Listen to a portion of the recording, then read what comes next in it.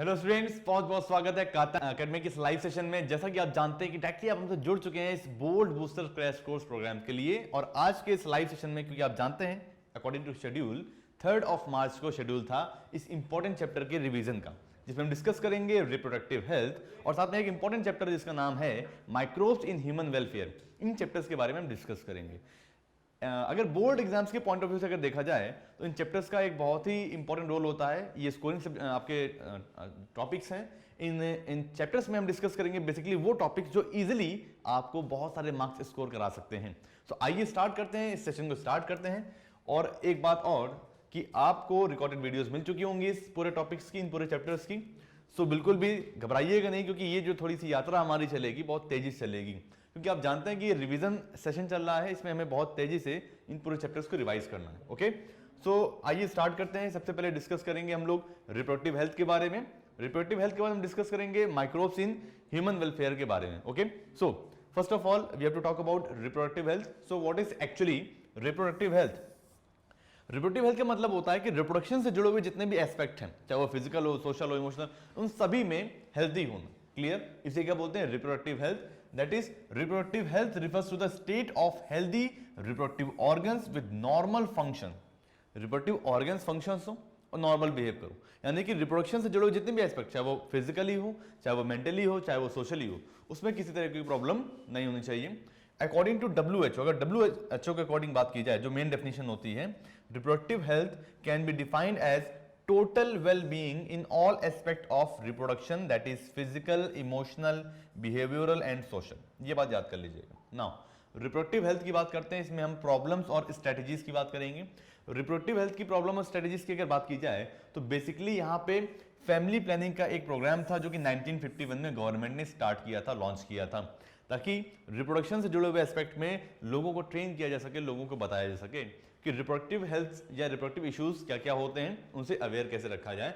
तो family planning भी start किया गया, जिसके थ्रू जो इंक्रीजिंग पॉपुलेशन है उसको भी कंट्रोल कर सकें। ओके, तो फैमिली प्लानिंग में हम लोग उसको हिंदी में बोलते हैं परिवार नियोजन। परिवार, छोटा परिवार, सुखी परिवार, जो हम आगे डिस्कस करेंगे। So these programmes were periodically assessed. इन प्रोग्राम्स को एक टाइम टू टाइम हम लोग असेस भी, यानी गवर्नमेंट के जो आपके एसोसिएट्स वो आपका पीरियोडिकली असेसमेंट भी करते थे कि ये प्रोग्राम्स कितनी स्पीड से और किस डायरेक्शन में चल रहे हैं over past decades, and improved programmes are currently in operation. और इंप्रूव्ड प्रोग्राम्स अभी भी चल रहे हैं under the name reproductive and child health care, that is RCH programmes. तो ये जो RCH प्रोग्राम्स हैं, इसका फुल फॉर्म बहुत पूछा जाता है, भैया what is RCH programmes? Reproductive and child health care programmes इनको बोलते हैं। आगे देखिए, अब हम डिस्कस करेंगे बच्चों reproductive and child health care RCH programmes के बारे में कि what are actually RCH programmes. तो as a name suggest, reproductive and child health care programmes means reproduction से जुड़े हुए और चाइल्ड की हेल्थ से जुड़े हुए जो प्रोग्राम्स होंगे उन्हें हम बोल देंगे RCH programmes. So major task क्या क्या थे RCH प्रोग्राम्स के, वो डिस्कस करते हैं। Like audio, visual and print media का यूज करके लोगों को अवेयर करना। ठीक है जी, यानी चाइल्ड की हेल्थ को कैसे मेंटेन करना है, उसकी केयर कैसे करनी है डिलीवरी के बाद प्रॉपर्ली। क्लियर? यानी प्री नेटल और पोस्ट नेटल केयर दोनों की बात यहां पे करेंगे। और वो टेक्नोलॉजी का यूज करेंगे इसके लिए, ऑडियो और विजुअल और प्रिंट मीडिया का यूज करेंगे। लाइक ऑडियो में FM आता था पहले, FM अभी भी चलता है ना, उसका यूज करेंगे। विजुअल में वीडियोस आती हैं, प्रिंट मीडिया में न्यूज़पेपर्स में इंफॉर्मेशन आपकी आ जाती है, तो उसके थ्रू लोगों को अवेयर करने की कोशिश की जाती है RCH प्रोग्राम्स के थ्रू। साथ में दूसरा एस्पेक्ट क्या होता है? Introduction of sex education in schools. Schools में बेसिक लेवल पे सेक्स एजुकेशन का इंट्रोडक्शन, ताकि सेक्स से जुड़े हुए जितने भी मिसकंसेप्शन है वो दूर हो सकें, लोगों में जो भ्रांतियां हैं, मिसकंसेप्शन है वो दूर हो जाएं, इससे जुड़ा हुआ। क्लियर? चलिए जी, अब हम आगे बढ़ते हैं और समझते हैं नेक्स्ट हमारा क्या है RCH प्रोग्राम्स का। Proper information about reproductive organs adolescence related changes, यानी कि हमें प्रॉपर इंफॉर्मेशन होनी चाहिए किसकी, बताइए? रिप्रोडक्टिव ऑर्गन्स की, एडोलेसेंस की या एडोलेसेंस में होने वाले चेंजेस के बारे में जानकारी होनी चाहिए। Safe and hygienic sexual practice के बारे में मालूम होना चाहिए, and sexually transmitted disease STDs के बारे में मालूम होना चाहिए। क्लियर है जी? सो ये STDs क्या होती हैं? STDs का सीधा सा मतलब है sexually transmitted disease. Sexually transmitted disease वो डिसीजेस होती हैं जो सेक्स के थ्रू, यानी कि एक इन्फेक्टेड पर्सन से दूसरे नॉर्मल पर्सन में इन सेक्सुअल कंटेमिनेशन के थ्रू फैल सकती हैं। क्लियर? चलिए, तो ये सारी जानकारी देना बहुत जरूरी होता है अंडर द RCH प्रोग्राम्स। खास बात और क्या होती है इसमें, और क्या इसके मोटोज या गोल्स होते हैं कि लोगों को एजुकेट करना, जो शादी की एज के आसपास पहुंच चुके हैं यानी जो लोग शादी लायक हो चुके हैं, एडल्ट हो चुके हैं, उन लोगों को एजुकेट करना, मैरिजेबल एज ग्रुप्स वाले बच्चों को या लोगों को अबाउट बर्थ कंट्रोल ऑप्शंस के बारे में उनको बताना कि बर्थ को कैसे कंट्रोल किया जाए। ऐसा नहीं होना चाहिए कि पूरी की पूरी क्रिकेट टीम खड़ी कर दी घर में, ऐसा नहीं होना चाहिए। बर्थ कंट्रोल ऑप्शन उनको मालूम होना चाहिए। केयर ऑफ प्रेग्नेंट मदर, क्योंकि कभी कभी जब प्रॉपर केयर नहीं मिलती तो प्रेग्नेंट लेडी की डेथ भी हो सकती है उस कंडीशन में। So care of pregnant mother भी होनी चाहिए, उनको मालूम होना चाहिए कैसे करनी है। Post natal care of the mother and child, after delivery जब बेबी की बर्थ हो जाती है तो उसके बाद उस समय कैसे हम केयर करेंगे बर्थ के बाद मदर और बेबी की या चाइल्ड की। इंपॉर्टेंस ऑफ ब्रेस्ट फीडिंग लोगों को मालूम होना चाहिए कि भैया ब्रेस्ट फीडिंग, क्योंकि अर्बन जो आपकी जो सिटीज हैं उसमें जो मॉडर्न फीमेल्स है उनमें ब्रेस्ट फीडिंग का जो चलन है, जो आपका क्रेज है वो काफी कम हो रहा है। उन लोगों में जो पैकेटेड मिल्क आता है ना, पाउडर वाला मिल्क जिसको बोलते हैं, वो उसका वो ज्यादा यूज करती हैं, ठीक है। सो लेकिन ब्रेस्ट फीडिंग का एक अपना अलग ही इंपॉर्टेंस होता है, ये बहुत जरूरी होती है, तो लोगों को ये बताना बहुत जरूरी होता है कि ब्रेस्ट फीडिंग ही बेस्ट ऑप्शन होता है उस नियोनेटल के लिए, छोटे बेबी के लिए। Equal opportunities for male and female child, और ये बात भी बहुत इंपॉर्टेंट है कि मेल और फीमेल चाइल्ड के लिए इक्वल अपॉर्चुनिटी होनी चाहिए ताकि उनमें कोई भेदभाव ना हो, ठीक है जी, ताकि सेक्स रेशियो भी मेंटेन रहे। And statutory ban on amniocentesis, और एमनियोसेंटेसिस जैसे चीजों पे बैन होना चाहिए। सो व्हाट इज एक्चुअली एमनियोसेंटेसिस? इसमें क्या करते हैं, प्री नेटल सेक्स डायग्नोसिस करते हैं, बच्चे का सेक्स पहले से ही पता कर लेते हैं उसकी बर्थ के पहले। और बहुत सारे लोग जो मेल और फीमेल में अंतर रखते हैं वो फीमेल्स का उसको किल करा देते हैं, फीटस को फीमेल फोर्टिसाइड करा देते हैं। तो नोट पॉइंट की बात करेंगे, बहुत इंपॉर्टेंट है, इसी फीमेल फोर्टिसाइड पे बेस्ड है। What is actually amniocentesis, what is the purpose of amniocentesis, और इसका यूज किस लिए किया जाता था, ये भी हम डिस्कस करते हैं। So amniocentesis is a medical procedure जिसमें एक्चुअली में क्या करते हैं, एक हाइपोडर्मिक नीडल होती है, उसका यूज करके हम जब बेबी डेवलप हो रहा होता है तो उस एमनियोटिक फ्लूइड को थोड़ा सा निकाल लेते हैं और उसकी स्टडी करते हैं, उसमें डेड सेल्स होती है ना इस वजह से। So in prenatal diagnosis of chromosomal disorder और एबनॉर्मलिटीज ऑफ फीटल इन्फेक्शन, यानी कि फीटल इन्फेक्शन होगा उसको भी पता कर सकते हैं, साथ में क्रोमोसोमल एबनॉर्मलिटी अगर होगी तो हम उसको भी पता कर सकते हैं एमनियोसेंटेसिस के थ्रू। Now a small amount of amniotic fluid containing the foetal tissues and the foetal DNA is examined for genetic abnormalities, और इन जेनेटिक एबनॉर्मलिटीज को पता करने के लिए स्मॉल अमाउंट में हम डीएनए का यूज करते हैं, फीटल टिश्यूज और फीटल डीएनए का हम यूज करते हैं, ये बात आपको मालूम होनी चाहिए। क्लियर? तो ये होता है हमारा एमनियोसेंटेसिस, लेकिन लोग इसका मिसयूज भी करते हैं। एक्चुअली में ये प्रोसीजर है, शो कर रहा है एमनियोसेंटेसिस को किस तरह से हम इसका यूज करेंगे। एक्चुअली में यहाँ पे देखिए सैंपल का एक्सट्रैक्शन बताएगा कैसे करते हैं।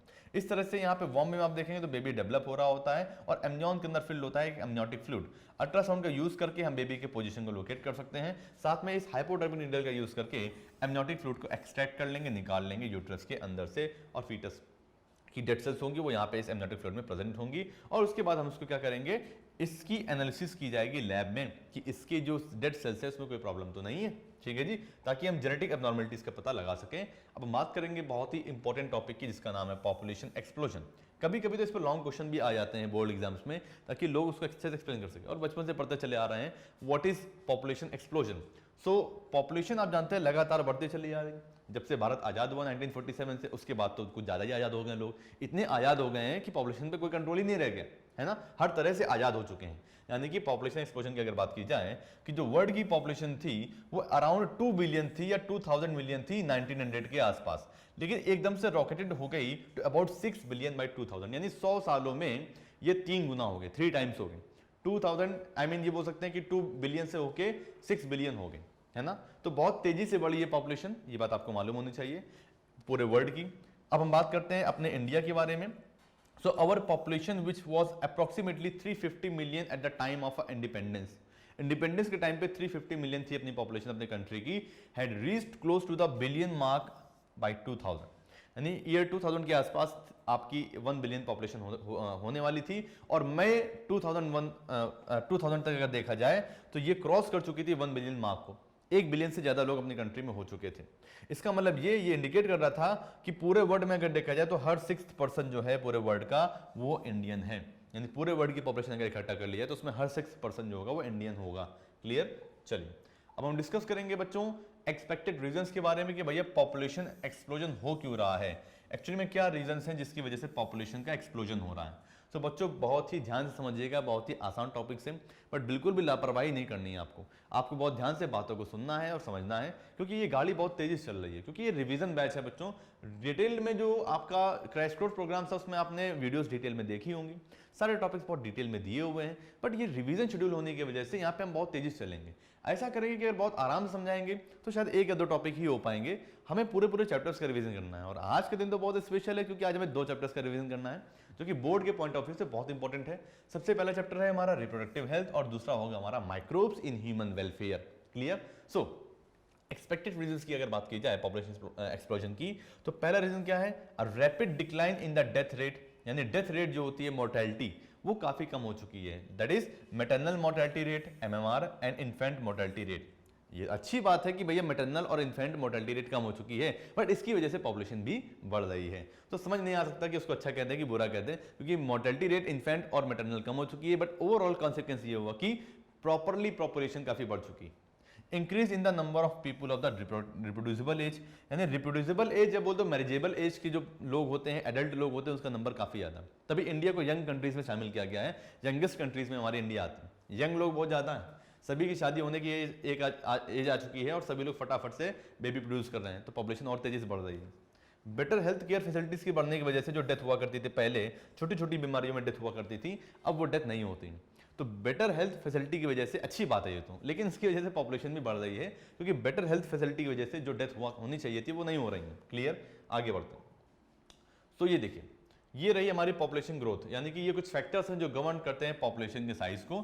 Factors governing population size. Population size कैसे गवर्न होगा? देखिए, ये पॉपुलेशन डेंसिटी, पॉपुलेशन डेंसिटी की अगर बात की जाए n, तो पॉपुलेशन डेंसिटी 2 तरह से बढ़ सकती है। नेटेलिटी से, या तो बर्थ बढ़ जाए उससे बढ़ जाएगी, या इमिग्रेशन हो जाए, टेम्परेली कोई लोग कहीं दूसरी पॉपुलेशन से यहाँ पे मूव कर जाएं, तो पॉपुलेशन की डेंसिटी किसी पर्टिकुलर एरिया में बढ़ जाएगी।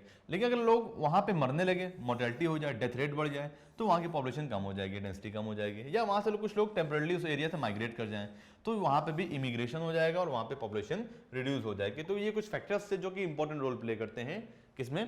पॉपुलेशन ग्रोथ में, पॉपुलेशन एक्सप्लोजन में, या पॉपुलेशन डेंसिटी को डिसाइड करने में कि भैया पॉपुलेशन कम होगी कि ज्यादा होगी, घटेगी कि बढ़ेगी। So consequence of the over population के क्या क्या कॉन्सिक्वेंस हुए हैं? According to 2001 census report, the population growth rate was around 1.7%, that is 17 by 1000 per year. If this value persists for a long time period, our population could double in coming 33 years. यानी हर 33 years में double हो जाएगी population, यानी कि बहुत ही तेजी से बढ़ रही है। यानी जो 2001 सेंसस एक संस्था होती जो हर 10 साल में जनगणना करती है, पॉपुलेशन काउंट करती है। यानी कि अगर इस रिपोर्ट के अकॉर्डिंग देखा जाए, तो इस सेंसस के अकॉर्डिंग देखा जाए तो पॉपुलेशन की ग्रोथ रेट जो थी वो 1.7% थी, यानी कि 17 by 1000 पर ईयर, यानी 1000 इंडिविजुअल में 17 बर्थ हो रही थी, है ना। लेकिन अगर ये रेट जो है बहुत हाई, अगर इस तरह से चलते रहे आगे, तो आने वाले 33 ईयर्स में ये पॉपुलेशन डबल हो जाएगी बहुत तेजी के साथ में। चलिए अब आगे बढ़ते हैं और जानते हैं कुछ डायरेक्ट कॉन्सिक्वेंसेस के बारे में ओवर पॉपुलेशन के क्या क्या होते हैं। पहली बात तो बच्चों शॉर्टेज ऑफ फूड है। भैया फूड बहुत कम मिलेगा, कॉमन सी बात है। आप डायग्राम देखिए, भीड़ कितनी लगी हुई है आप जानते हैं। आप तो अच्छी तरह भली भांति परिचित होंगे कि आप कहीं पे भी जाएंगे तो बहुत ज़्यादा भीड़ मिलती है, कहीं पे भी जाओगे तो लाइन लगी मिलेगी। ठीक है जी, कंपटीशन भी बहुत ज़्यादा बढ़ गया है। तो इस ओवर पॉपुलेशन की वजह से क्या होगा? Shortage of food supply, food की काफ़ी कमी हो गई है, लोग बहुत सारे लोग भूखे भी सोते हैं रात में। क्लियर? दूसरा क्या है? अनएम्प्लॉयमेंट, लोगों के पास जॉब नहीं है, अनएम्प्लॉयमेंट, लोग ज़्यादा हैं, एक से बढ़ के एक टैलेंटेड लोग हैं। कोई कह रहा है कि अगर ये काम हम x रुपीस में करेंगे, तो दूसरा पर्सन आता कहता है हम x/2 में कर देंगे, कोई तीसरा आता कहता है x/3 में कर देंगे, यानी और रिड्यूस अमाउंट को रिड्यूस करते जा रहे हैं, जिसकी वजह से कंपटीशन बढ़ रहा है, यानी कि अनएम्प्लॉयमेंट हो रहा है। अच्छे अच्छे लोग जो हैं वो घर में बैठे हुए हैं। क्लियर? दूसरा क्या है? एजुकेशन। एजुकेशन का मतलब क्या है यहाँ पे? कि यहाँ पे प्रॉपर सबको एजुकेशन नहीं मिल पा रही, क्योंकि बढ़ती पॉपुलेशन के साथ में एजुकेशन के प्राइस भी बढ़ रहे हैं, महंगाई काफ़ी बढ़ रही है, कॉस्टली होती चली आ रही चीज़ें। इस वजह से क्या हो रहा है कि प्रॉपर्ली सबको एजुकेशन नहीं मिल पा रही है, लिटरेसी रेट हाई नहीं हो पा रही, बढ़ नहीं पा रही, इलिटरेसी बढ़ रही है। नेक्स्ट, पॉवर्टी, लोगों में काफ़ी पॉवर्टी आ चुकी है, क्योंकि पॉपुलेशन बढ़ने के साथ साथ उनके एक्सपेंसेस मेंटेन नहीं हो पा रहे हैं, बट जो महंगाई है वो बढ़ती चली आ रही है। चलिए बात करेंगे बच्चों इस बढ़ती हुई पॉपुलेशन को कंट्रोल करने के लिए एक ही ऑप्शन है, बर्थ कंट्रोल। क्योंकि पॉपुलेशन को कंट्रोल करना है तो बर्थ को कंट्रोल करना पड़ेगा, यही ऑप्शन। लोगों को जो पैदा होंगे उनको मार तो सकते नहीं है, हाँ, लेकिन आगे आने वाली जो कई जो आपके एक्स्ट्रा जो प्रोजेनीज हैं उनको रोक सकते हैं, means birth control. Birth control को बोलते हैं कॉन्ट्रासेप्शन। क्या बोलते हैं बताइए? कॉन्ट्रासेप्शन। सो आइडियल कॉन्ट्रासेप्टिव की कुछ फीचर्स के बारे में पढ़ते हैं कि आइडियल कॉन्ट्रासेप्टिव के कुछ फीचर्स क्या क्या हो सकते हैं। लाइक पहला ये यूजर फ्रेंडली होना चाहिए, इजिली अवेलेबल होना चाहिए, हर जगह अवेलेबल हो सके ताकि लोग उसको इजिली यूज कर सकें। इफेक्टिव होना चाहिए, काम करना चाहिए, ऐसा नहीं कि कोई कॉन्ट्रासेप्टिव लेके आए बट वो काम ही नहीं कर रहा है, क्या फायदा हुआ फिर, है ना। रिवर्सिबल होना चाहिए विद नो और लीस्ट साइड इफेक्ट, उसका कोई साइड इफेक्ट नहीं होना चाहिए, है ना, बॉडी पे। Non interfering with the sexual drive और डिजायर, सेक्सुअल ड्राइव और डिजायर में इंटरफेयरिंग नहीं होना चाहिए या उसको रिड्यूस नहीं करना चाहिए, अदरवाइज लोग यूज नहीं करेंगे, है ना। एंड और the sexual act of the user, यानी कि सेक्सुअल एक्ट में कोई इंटरफियरेंस नहीं होना चाहिए। नेक्स्ट क्या है? Methods of birth control. Birth control के क्या क्या मेथड्स होते हैं? नेचुरल और ट्रेडिशनल मेथड्स की बात करते हैं बच्चों। नेचुरल या ट्रेडिशनल मेथड्स क्या होते हैं? Periodic abstinence. पीरियोडिक एब्सटिनेंस में क्या होता है? उस टाइम पीरियड में यानी कि क्वाइटस को रोका जाता है जिसमें ओवुलेशन हो रहा होता है। पीरियोडिक एब्सटिनेंस का मतलब होता है कि मेंस्ट्रुअल साइकिल के 14th डे पे यानी मिड ऑफ द साइकिल पे, यानी कि उसके आसपास, यानी कि मान लीजिए 12 से लेके 16 तक, इस डेज में, इस वीक तक क्वाइटस को रोका जाता है कि भैया क्वाइटस नहीं होना चाहिए, है ना, फिजिकल कांटेक्ट नहीं होना चाहिए ताकि वो ओवुलेटरी फेज पे कंसेप्शन ना हो पाए, फर्टिलाइजेशन ना हो जाए कहीं, ठीक है। तो ये नेचुरल तरीका होता है। दूसरा क्या होता है? क्वाइटस इंटरप्ट और विड्रॉल, यानी eight the time of sexual arousal, withdrawal के टाइम पे, इजैकुलेशन के टाइम पे पेनिस को विड्रॉ कर लेते हैं वजाइना से ताकि इंसेमिनेशन ना हो पाए प्रॉपर्ली, ठीक है, ये हो गया। तीसरा क्या है? Lactational amenorrhoea. लैक्टेशनल एमिनोरिया हर समय यूज नहीं हो पाता है क्योंकि ये तभी यूज होता है जब जो प्रेग्नेंट लेडीज जब बर्थ देती बेबी को, उसके बाद जो लैक्टेशन, इंटेंस लैक्टेशन का जो पीरियड होता है, उस पीरियड पे ओवुलेशन नहीं होता है, इस वजह से इस पीरियड को यूज कर, इस टाइम पीरियड पे इसका भी यूज कर सकते हैं। नेचुरल मेथड होता है, ठीक है, इसमें किसी तरह की डिवाइस का यूज नहीं करना होता है। लेकिन इनकी जो सक्सेस है वो बहुत रेयर, कभी कभी धोखेबाजी भी हो जाती है, यानी कि मालूम चला कि भैया क्वाइटस इंटरप्ट के टाइम पे थोड़े बहुत स्पर्म सीमेन के साथ में चले गए और फर्टिलाइजेशन हो जाएगा और प्रेगनेंसी हो जाएगी, क्लियर। तो इतने ज्यादा ट्रस्टेबल नहीं है। कभी कभी तो लैक्टेशनल एमिनोरिया में भी यही होता है कि ओवुलेशन हो जाता है और लोग सोचते हैं कि 6 मंथ तक, यानी इंटेंस लैक्टेशन के टाइम पीरियड पे ओवुलेशन नहीं होगा, बट हो जाता है, तो फर्टिलाइजेशन हो जाता है और प्रेगनेंसी आ जाती है। अब बात करते हैं बैरियर मेथड्स के बारे में कि ये बैरियर मेथड्स क्या होते हैं। These methods prevent sperms and ovum from physically meeting in order to prevent fertilization. यानी जो बैरियर मेथड्स होते हैं ये क्या करते हैं बताओ? ये प्रिवेंट करते हैं, यानी स्पर्म और ओवम के फिजिकल मीटिंग को रोकेंगे, क्योंकि जब स्पर्म मिल नहीं पाएगा इस ओवम से तो फर्टिलाइजेशन हो नहीं पाएगा, clear. So these methods prevent sperms and ovum from physically meeting in order to prevent fertilisation and these methods are available for both males and females. ये जो मेथड्स होते हैं ये मेल और फीमेल दोनों के लिए ही अवेलेबल होते हैं। लाइक कॉन्डोम्स होते हैं, ये कॉन्ट्रासेप्टिव डिवाइसेस होती हैं, सर्वाइकल कैप्स होते हैं, डायफ्राम्स होते हैं एंड वॉल्व्स होते हैं, स्पर्मिसाइडल क्रीम्स और जेलीज और फोम्स वगैरह भी आती हैं जो स्पर्म्स को किल करने का काम करते हैं। कॉन्डोम एक तरह के लेटेक्स के बने हुए बैरियर्स होते हैं, ये फिजिकल कॉन्टैक्ट बिटवीन एग और स्पर्म्स को रोकते हैं, क्योंकि ये क्या होता है पेनिस के ऊपर इसको मेल यूज कर लेते हैं, जिसकी वजह से क्या होता है जो भी इजैकुलेशन होता है वो इन्हीं के अंदर होता है और फीमेल वजाइना के अंदर कोई भी स्पर्म पहुंच नहीं पाता, ठीक है। इस वजह से स्पर्म और ओवा फ्यूज नहीं कर पाते हैं और फर्टिलाइजेशन नहीं हो पाता, एक तरह का बैरियर मेथड हो गया। सर्वाइकल कैप्स भी आपकी रीयूजेबल होती हैं और इनका भी प्रॉपर्ली यूज कर सकते हैं एज अ बैरियर, क्लियर, क्योंकि ये स्पर्म को पहुंचने नहीं देती हैं वहां तक। स्पर्मिसाइडल क्रीम्स और जेलीज जो होती है वो स्पर्म्स को किल करने का काम करती हैं ताकि फर्टिलाइजेशन ना हो पाए। ये कुछ डिफरेंट टाइप के कॉन्ट्रासेप्टिव यहाँ पे दिए हुए हैं, इनको आप देख सकते हैं। लाइक जो बहुत ज्यादा इफेक्टिव होते हैं उसमें कौन से आते हैं? इंट्रायूट्राइन डिवाइसेस आती हैं, इम्प्लांट्स आते हैं, ओके यानी कि जो मॉडरेटली वर्क करते हैं, सक्सेस रेट ठीक ठाक होता है उनका, उसमें हार्मोनल रिंग्स आती हैं, ओरल कॉन्ट्रासेप्टिव्स आते हैं और कॉन्ट्रासेप्टिव इंजेक्शंस आते हैं। जो सबसे कम इफेक्टिव होते हैं उसमें diaphragm, condoms, pulling out method और ट्रैकिंग योर साइकिल, यानी नेचुरल मेथड होता है, रिदम मेथड इसको बोलते हैं, और पुलिंग आउट को बोलते हैं विड्रॉल, क्वाइटस इंटरप्ट मेथड, है ना। चलिए जी, तो ये लीस्ट इफेक्टिव होते हैं, मैं आपको पहले भी बता चुका था। अब डिस्कस करेंगे बच्चों आईओडीज के बारे में, इंट्रायूट्राइन डिवाइसेस के बारे में। ये आईओडीज बहुत ही इंपॉर्टेंट चीजें होती हैं। Intrauterine devices, as the name suggest, uterus में इनको लगाया जाता है। ये ऐसी डिवाइसेस होती हैं जिसको लोग खुद नहीं यूज कर सकते, यानी कि खुद अपने मन से नहीं लगा सकते। इसको लगाने के लिए लोगों को क्या करना पड़ता है? काम करना पड़ता है। वो काम क्या होता है? काम ये होता है कि भैया किसी वेल प्रैक्टिशनर, यानी कि बहुत ही प्रॉपरली जो प्रोफेशनल ट्रेन डॉक्टर्स होते हैं, नर्सेज होते हैं, उनकी हेल्प लेनी पड़ती है, खुद से नहीं कर सकते उसको, ठीक है। सो आईओडीज की बात करते हैं, इंट्रायूट्राइन डिवाइसेस आईओडीज। इसमें पहला एग्जांपल है कॉपर टीका। यानी कॉपर रिलीजिंग आयोडीज का बहुत ही इंपॉर्टेंट एग्जांपल बच्चों, हमेशा पूछा जाता है, याद कर लीजिएगा। कॉपर रिलीजिंग आयोडीज में पढ़ेंगे कॉपर टी, कॉपर 7, बहुत सारे एग्जांपल है, मल्टीलोड 375 एंड पैरागार्ड, ये सारे इंपॉर्टेंट है, याद कर लीजिएगा। Copper T, copper 7, multiload 375 and Paragard are some of the copper releasing IUDs. And hormone releasing IUDs की अगर बात की जाए तो प्रोजेस्टासर्ट एंड LNG20, ये दोनों आते हैं। नॉन मेडिकेटेड आयोडीज की अगर बात की जाए तो लिप्स एंड लूप्स, क्या आते हैं बताइए, लिप्स एंड लूप्स की बात करते हैं। अब बात करते हैं ओरल कॉन्ट्रासेप्टिव्स की, कि ये ओरल कॉन्ट्रासेप्टिव्स क्या होते हैं। These are the preparation of hormone either progestogens और progesterone oestrogen combination in the form of pills tablets used by the females. यानी कि अगर ओरल कॉन्ट्रासेप्टिव की बात की जाए तो ये वो कॉन्ट्रासेप्टिव होते हैं जो कंसेप्शन को प्रिवेंट करते हैं, यानी कॉन्ट्रासेप्शन करते हैं, but by using chemicals pills, यानी कि ये ओरल कॉन्ट्रासेप्टिव पिल्स के फॉर्म में ये दवाइयां आती हैं जिसमें आपके हार्मोन्स का आपका मेंटेन यूज होता है, दैट इज प्रोजेस्ट्रोजेंस और प्रोजेस्ट्रोजन या एस्ट्रोजन के कॉम्बिनेशंस का यूज होता है इन द फॉर्म ऑफ पिल, ताकि ये ओवुलेशन को अल्टर कर सके, प्रिवेंट कर सके, ठीक है। सो दे अल्टर और इनहिबिट ओवुलेशन, ये तो मेन कॉन्सेप्ट होता है इनका। ये पिल्स कैसे काम करती हैं, ये पिल्स हार्मोन्स की बनी होती है, इस वजह से ये ओवुलेशन को अल्टर कर देती हैं या प्रिवेंट कर देती हैं, एंड फर्टिलाइजेशन को भी प्रिवेंट कर देती हैं। Oral pills are generally taken daily for a period of 21 days. 21 days के टाइम पीरियड में इनको लिया जाता है, starting with in the first 5 days of the menstrual cycle, है ना, और इनको फर्स्ट 5 डेज में क्या करते हैं, यूज करते हैं। अगला क्या है, most common examples of oral contraceptive pills are Mala D and Saheli. तो सबसे बड़ा एग्जांपल क्या होता है, मालाडी का होता है, और किसका होता है बताइए, सहेली का होता है। तो भैया सहेली क्या है, सहेली एक न्यू ओरल कॉन्ट्रासेप्टिव पिल होती है, किसके लिए, फीमेल्स के लिए, ये बात इंपॉर्टेंट है, फीमेल्स यूज करते हैं, मेल्स नहीं यूज करते हैं, ठीक है। तो सहेली नाम ही है सहेली, सहेला नहीं है, सहेली है, हाँ, तो याद रखना भैया, Saheli is a new oral contraceptive for females that contains a non steroidal preparation called the सेंटक्रोमेन।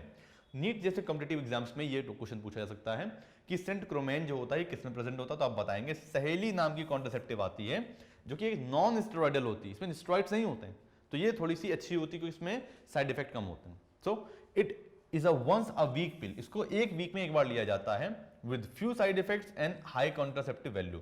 इसकी जो कॉन्ट्रासेप्टिव की जो वैल्यू इफेक्टिवनेस की अगर बात की तो बहुत हाई होती है, ठीक है, साइड इफेक्ट बहुत लीस्ट होते हैं, कम होते हैं। खास बात क्या है कि सहेली को डेवलप किया गया है अपने यूपी के लखनऊ में, और जो कि एक वहां पे रिसर्च सेंटर है, उसे बोलते हैं सेंट्रल ड्रग रिसर्च इंस्टीट्यूट, यानी लखनऊ में situated CDRI central drug research institute में इसको डेवलप किया गया है। क्लियर, चलिए। अब बात करेंगे इंजेक्टेबल्स की एंड इम्प्लांट्स की, कि इंजेक्टेबल्स क्या होते हैं और इम्प्लांट्स क्या होते हैं। बच्चों इंजेक्टेबल और इम्प्लांट्स हम डिस्कस करेंगे हार्मोन इंजेक्शंस में, जिसमें डीपो प्रोवेरा एक बहुत फेमस ब्रांड है, बहुत फेमस नाम है। ये हार्मोन इंजेक्शन जो होते हैं इनको दिया जाता है, ये हार्मोन्स का बैलेंस करते हैं, जिसकी वजह से क्या होता है, ओवुलेशन वगैरह इनहिबिट हो जाता है, फर्टिलाइजेशन नहीं हो पाता, यूट्रस इतना सुटेबल हो नहीं पाता इम्प्लांटेशन के लिए। इम्प्लांट्स आते हैं जिसको स्किन के नीचे इम्प्लांट कर दिया जाता है, जिनकी काफ़ी अच्छी वैल्यू होती है ड्यूरेशन की। सो इम्प्लांट्स में नॉर प्लांट्स आपके आते हैं, ये याद कर लीजिएगा, रटने वाली चीज़ें हैं ये तो। अब बात करेंगे बहुत ही इंपॉर्टेंट टॉपिक है जिसका नाम है इमरजेंसी कॉन्ट्रासेप्टिव पिल्स। ये रही हमारी इमरजेंसी कॉन्ट्रासेप्टिव पिल्स, इन्हें बोलते हैं मॉर्निंग आफ्टर पिल्स। कभी कभी क्या होता है, अनप्रोटेक्टेड जो कैजुअल सेक्स या कैजुअल क्वाइटस होता है उसमें क्या होता है कि प्रेगनेंसी के चांसेस हो जाते हैं। तो उससे बचने के लिए अगर कोई पर्सन बैरियर यूज नहीं कर पाया, कोई पिल नहीं यूज कर पाया और अनप्रोटेक्टेड सेक्स रहा, तो उस कंडीशन में, इमरजेंसी कंडीशन में, उस ड्यूरेशन में विद इन 72 आवर्स अगर इन इमरजेंसी कॉन्ट्रासेप्टिव को ले लिया जाएगा तो प्रेगनेंसी नहीं होगी। क्लियर, क्योंकि इनमें हाई अमाउंट में डोज होती है कॉन्ट्रासेप्टिव मेडिसिन की।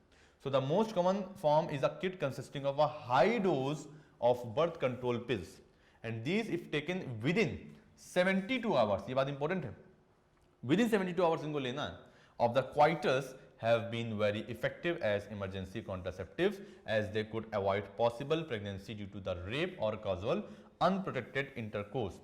Their side effects are menstrual irregulation, vomiting etc. तो ये थोड़े साइड इफेक्ट इसके होते हैं, है ना। इमरजेंसी कॉन्ट्रासेप्शन में बचना है तो भैया कुछ साइड इफेक्ट तो सहने पड़ेंगे। एग्जाम्पल हो जाएगा आई पिल 72 एंड अनवांटेड 72, ये कुछ फेमस आपकी इमरजेंसी पिल्स हैं, इसको आप याद कर सकते हैं। क्लियर, चलिए अब आगे बढ़ेंगे और समझेंगे सर्जिकल मेथड्स के बारे में। भैया सर्जिकल मेथड्स क्या होते हैं, इन्हें बोलते हैं स्टरलाइजेशन मेथड। सर्जिकल मेथड में क्या करते हैं, सर्जरी करके हम स्पर्म्स और ओवा को फ्यूज करने से रोक सकते हैं। कैसे करते हैं, तो भैया ये आपके परमानेंट मेथड होते हैं या इन्हें हम टर्मिनल मेथड भी बोल सकते हैं। ये आपके परमानेंट मेथड इसलिए होते हैं क्योंकि एक बार इसको करा ले तो फिर फुर्सत जीवन भर की, और ये लोग तब कराते हैं जब फैमिली प्लानिंग हो जाती है। हम दो हमारे दो के कॉन्सेप्ट से जब उनके बच्चे हो गए, फैमिली सेट हो गए, भैया हम लोग भी दो हैं, हस्बैंड वाइफ, और उनके बच्चे भी दो हैं, ठीक है, तो उस कंडीशन में कहा कि अब हमें आगे बेबी नहीं चाहिए, तो उस कंडीशन में उन्होंने परमानेंटली ये सर्जिकल मेथड का यूज कर लिया। इस वजह से इसको टर्मिनल मेथड भी बोलते हैं और बहुत इफेक्टिव होता है। which blocks the transport of gametes and thereby prevent contraception. It is available in the form of vasectomy in men and tubectomy in women. यानी कि मेल्स में इस सर्जिकल मेथड को बोलते हैं वैसेक्टोमी और फीमेल्स में बोलते हैं ट्यूबेक्टोमी। हिंदी में अगर बात की जाए तो हिंदी में इसको बोलते हैं नसबंदी और हिंदी में इसको बोलते हैं नलबंदी। ये बात बहुत इंपॉर्टेंट, ठीक है। चलिए जी आगे बढ़ते हैं और समझते हैं अब हम वैसेक्टोमी के बारे में कि वैसेक्टोमी होता कैसे है, डॉक्टर्स क्या करते हैं एक्चुअली में, कैसा क्या कर देते हैं कि नसबंदी में यानी वैसेक्टोमी में स्पर्म्स नहीं आ पाते। सो वैसेक्टोमी एक ऐसा प्रोसेस है जिसमें एक small part of vas deferens को, वास डिफरेंस क्या है, स्पर्म डक्ट, इसी से स्पर्म मूव करते हैं, इस डक्ट को काट देते हैं, इसी में इंसिजन लगा देते हैं, ठीक है। सो हमने क्या किया, वास डिफरेंस के स्मॉल पार्ट को रिमूव कर दिया और जो दो ओपन एंड्स मिलेंगे इनको हम क्या कर देंगे, टाइड अप कर देंगे through a small incision on the scrotum in males. So देखिए यहाँ इस स्क्रोटम से टेस्टिस से यहाँ से ये स्पर्म डक्ट निकल रही थी, स्पर्म्स को लेके आ रही थी, क्योंकि टेस्टिस में ही तो स्पर्म बनते हैं, और यहाँ से जो स्पर्म डक्ट आ रही थी, वास डिफरेंस आ रही थी, उसको वहाँ पे काटा और काटने के बाद यहाँ पे हमने इसको नॉट लगा दिया, यहाँ पे टाइट कर दिया, जिसकी वजह से यहाँ से जो आने वाले स्पर्म से वो आगे बढ़ नहीं पाएंगे, यहीं पे रुक जाएंगे और यहाँ से आगे स्पर्म आ नहीं पाएंगे। सीमेन तो निकलेगा क्योंकि यहाँ पे सेमिनल वेसिकल है, बल्बोइथर ग्लैंड है, प्रोस्टेट ग्लैंड है, ये सीमेन तो निकालेंगी बट वो विदाउट स्पर्म होगा, इजैकुलेशन तो होगा बट वो विदाउट स्पर्म होगा, उसमें स्पर्म नहीं होंगे क्योंकि स्पर्म यहाँ से ट्रांसफर हो ही नहीं पाएंगे। इस वजह से वास डिफरेंस को टाइट करके कट कर सकते हैं और इसे बोलते हैं वैसेक्टोमी। मेल्स में होती है, बहुत ही इंपॉर्टेंट टर्मिनल मेथड या सर्जिकल मेथड है। अब बात करेंगे ट्यूबेक्टोमी के बारे में कि ट्यूबेक्टोमी आप जानते हैं इसको नलबंदी बोलते हैं, इसको फीमेल्स में करते हैं, ये भी एक टर्मिनल मेथड होता है, मैंने आपको बताया। और इसमें क्या करते हैं कि फीमेल्स की फैलोपियन ट्यूब को कट करके नॉट लगा देते हैं, टाइड अप कर देते हैं, ताकि ओवरी से निकलने वाला ओवा इस फैलोपियन ट्यूब में आगे यहाँ पे बढ़ ना पाए।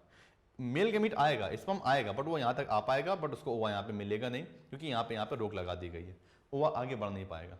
सो a small part of fallopian tube is removed और tied up through a small incision in the abdomen और वजाइना इन फीमेल्स।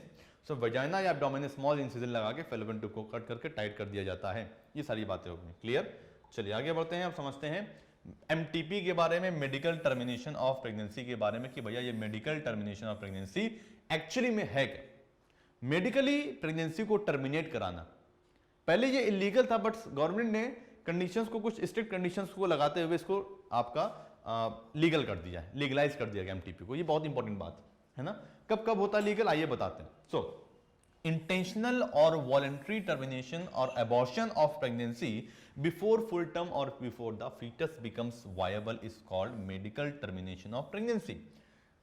फीटस के वायबल होने के पहले, बेसिकली देखा जाए तो फीटस 3 महीने के बाद वायबल हो जाता है, बट उसके पहले अगर करा लिया जाए तो इसे हम बोल देते हैं क्या, वॉलंटरी यानी जानबूझ के कराया गया है, फीटस को किल किया गया है, इसे बोलते हैं अबॉर्शन या MTP, medical termination of pregnancy. और गवर्नमेंट ऑफ इंडिया ने इसको लीगलाइज कर दिया था विद स्ट्रिक्ट कंडीशंस इन 1971 में। ये डेट्स याद कर लीजिएगा, बहुत ही ज्यादा इंपॉर्टेंट हैं ये डेट्स, क्लियर। चलिए आगे बढ़ते हैं। So some important facts about MTPs are given here, आइए इनके बारे में जानते हैं। कुछ इंपॉर्टेंट फैक्ट्स हैं, like MTP considered relatively safe up to 12 weeks, यानी कि मैंने बोला था 3 मंथ्स तक सेफ होता है, 3 मंथ्स के बाद फीटस वायबल हो जाता है, उसके बाद नहीं कराई जाती है, उसके पहले ही करा सकते हैं। तो ये स्ट्रिक्ट कंडीशन लगाई गई है कि भैया एमटीपी आपकी रिलेटिवली सेफ होती है up to 12 weeks. 12 weeks means 3 months तक, clear, of pregnancy during the first trimester means 3 months तक, clear. It is being misused as amniocentesis, और एमनियोसेंटेसिस कराने के बाद भी बहुत सारे लोग एमटीपी करते थे, क्योंकि एमनियोसेंटेसिस के बाद पता चल जाएगा कि बेबी मेल है कि फीमेल, और उसके बाद एमटीपी करा लेते थे, तो फीमेल्स का रेशियो काफी कम हो रहा था, नंबर काफी कम हो रहा था। So abort even normal female foetuses, normal female foetuses को भी अबॉर्ट करा रहे थे। भैया एमनियोसेंटेसिस में तो हम एबनॉर्मलिटी पता कर देते फीटस में, बट फीटस में एबनॉर्मलिटी नहीं है, तब भी अबॉर्ट करा रहे हैं, क्यों, क्योंकि वो फीटस फीमेल था, इस वजह से, ठीक, क्योंकि वो लोग डिस्क्रिमिनेशन करते थे मेल और फीमेल में, ठीक है, जबकि दोनों बराबर होते हैं। Majority of MTPs are performed illegally by unqualified quacks which may be fatal. और majority of the MTPs जो होती थी, मेडिकल टर्मिनेशन प्रेगनेंसी हुआ करती थी, वो आपके झोला छाप डॉक्टर्स करते थे, अनक्वालिफाइड क्वैक्स करते थे, गांव वगैरह में चुपचाप कर देते थे, जो कि फीमेल के लिए यानी मदर की बॉडी के लिए बहुत ज़्यादा खतरनाक हुआ करता था, फेटल हुआ करता था। अब बात करेंगे बहुत ही इंपॉर्टेंट टॉपिक के बारे में जिसका नाम है sexually transmitted disease STDs. So these are diseases that are mainly passed from one person to the another person during the sexual intercourse। एक पर्सन से दूसरे पर्सन में ये पास होंगी but via sexual intercourse के through. Clear? Now they are also known as venereal disease, VDs और reproductive tract infections, इन्हें RTI भी बोलते हैं, reproductive tract infection भी इनको बोला जाता है। Clear? Now these can be prevented by avoiding unprotected sexual intercourses, यानी कि अगर unprotected sexual intercourse हो रहा है यानी कि कॉन्ट्रासेप्टिव का यूज नहीं किया जा रहा है तो उसको करना चाहिए। दैट इज जेनेटल हर्ब्स है, सिफिलिस है, गोनोरिया है, क्लेमाइडियासिस है, जेनेटल वार्ड्स है और हेपेटाइटिस बी आपके कुछ इन्फेक्शंस हैं, है ना, एंड इन्फेक्शंस ऑफ एचआईवी। ये आपके जो कि आगे चल के एड्स प्रोड्यूस करता है एचआईवी का इन्फेक्शन, ये आपकी कॉमन एसटीडीज होगी। सो एचआईवी, एड्स, ये हेपेटाइटिस बी, सिफिलिस, ये सारे आपके कुछ आपके एसटीडीज हैं जो कि अनप्रोटेक्टेड सेक्सुअल इंटरकोर्स से फैल सकते हैं एक पर्सन से दूसरे पर्सन में, पर्टिकुलरली जो इन्फेक्टेड पर्सन है उससे हेल्दी पर्सन में जा सकते हैं। And these diseases are reported to be high among the individuals in the age group of 15 to 24 years. इस एज ग्रुप के लोगों में ये डिसीज सबसे ज्यादा पाई जाती है, ये बात इंपॉर्टेंट है। Now the STDs like hepatitis B and HIV can also be transmitted by the following ways, यानी कुछ रास्ते हैं, ये कुछ तरीके दिए हुए हैं जिसके थ्रू हेपेटाइटिस बी और एचआईवी यानी एड्स ये फैल सकती है एक पर्सन से दूसरे पर्सन में इन तरीकों से। पहला क्या है बताइए?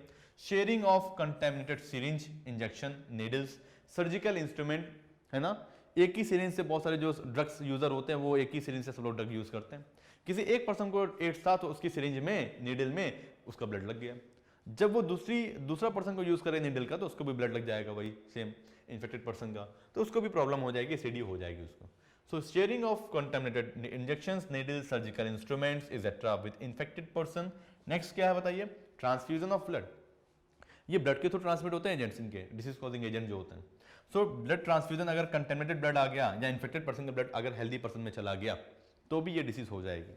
And from infected mother to foetus, और किसी एसटीडी से कोई सेक्सुअली ट्रांसमिटेड डिसीज अगर किसी मदर को है तो उस प्रेग्नेंट लेडी से उसके फीटस को यानी कि उसके बेबी को हो सकती है जब तक वो डेवलप हो रहा था तब। क्लियर? आगे बढ़ते हैं। प्रिवेंटिव मेजर्स फॉर एसटीडीज, भैया क्या क्या प्रिवेंशन होते हैं, बहुत जरूरी है आप लोग के लिए जानना। अवॉइड सेक्स विद अननोन और मल्टीपल पार्टनर या अननोन पर्सन के साथ सेक्स नहीं करना है। Always use condoms during coitus के टाइम पे कॉन्डोम यूज करना क्योंकि कॉन्ट्रासेप्टिव डिवाइस होता है, ये बीमारियों से बचाता है और साथ में अनवांटेड प्रेगनेंसी से भी बचाता है। Use sterilise needles and syringe, sterilise needle और सिरिंज का यूज करना, एक ही बार यूज करना, उसके दोबारा यूज नहीं करना किसी भी पर्सन पे। अवेयरनेस अबाउट एसटीडीज, और एसटीडीज को लेकर लोगों को पे अवेयरनेस होनी चाहिए ताकि लोगों को पता चल सके कि भैया एसटीडीज क्या होती हैं और उससे कैसे बच सकते हैं। अब बच्चों बात करेंगे इनफर्टिलिटी के बारे में कि इनफर्टिलिटी क्या होती है। इनफर्टिलिटी प्राइमरली जुड़ी होती है, रिफर्स करती है यानी कि biological inability of a person to conceive, यानी एक ऐसी इनएबिलिटी जिसके थ्रू कोई भी पर्सन कंसीव नहीं कर पा रहा है in spite of regular unprotected coitus. Unprotected coitus हो रहा है, स्पर्म और ओवा दोनों फ्यूज कर रहे हैं, उसके बावजूद भी किसी वजह से आप वहां पे पहुंच रहे हैं, बट उसके बावजूद भी किसी वजह से फर्टिलाइजेशन नहीं हो पा रहा है यानी प्रेगनेंसी नहीं हो पा रही है। And the reason for the infertility could be related to the many individual aspect such as physical, congenital diseases, drugs, immunological और इवन साइकोलॉजिकल। तो बहुत सारे रीजन होते हैं और देखा जाए तो अर्बन सिटीज में जो फीमेल्स हैं और मेल्स हैं दोनों में ही बहुत ज़्यादा इसमें इनफर्टिलिटी प्रॉब्लम हो रही है क्योंकि जो खान पान है, ड्रग्स का यूज़ है, अल्कोहल का यूज़ है, स्पाइसी फूड है ना, जो आपकी इरेगुलर डे हैबिट्स हैं लाइक बहुत देर तक सोना, बहुत देर तक जागना, ये सारी हैबिट्स की वजह से उनमें प्रॉब्लम हो रही है। ठीक है, ये स्ट्रेस की वजह से ये जो फर्टिलिटी प्रॉब्लम है वो हो रही है, यानी लोग इनफर्टाइल हो रहे हैं। क्लियर? चलिए तो अब बात करेंगे इस इनफर्टिलिटी से बचने के लिए कुछ टेक्नोलॉजी के बारे में जिन्हें हम बोलते हैं assisted reproductive technologies like ARTs। ये ARTs क्या होते हैं?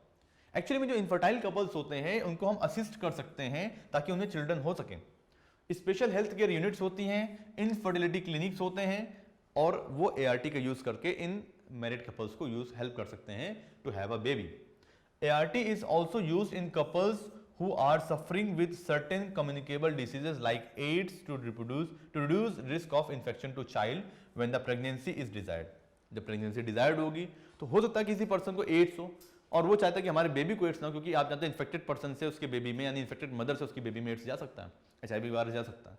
इस वजह से उस इन्फेक्शन के रिस्क को रिड्यूस करने के लिए भी, ताकि बेबी को ना हो, ये इनफर्टिलिटी क्लिनिक्स हेल्प करते हैं और असिस्टेड रिप्रोडक्टिव टेक्नोलॉजी यूज होती है।